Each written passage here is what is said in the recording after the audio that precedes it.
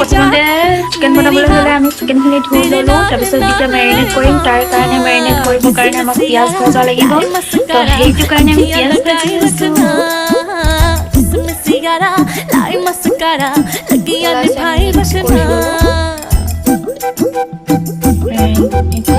আদা নহৰু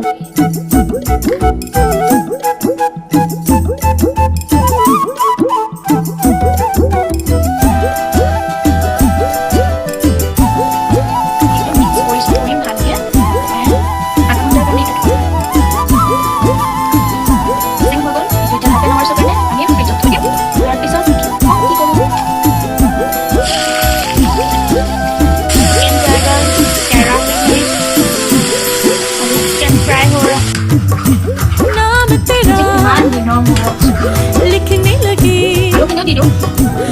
आदत में। তো এতিয়া পুৰা ড্ৰাই ফ্ৰাই কৰিলোঁ, ভাজা হৈ গ'ল। এতিয়া আমি পানী দিম, যিখিনি সেইখিনি পানী, কিয়নো ৱেষ্ট কৰোঁ আমি মছলাখিনিওতো আমি কিনি আনিছোঁ।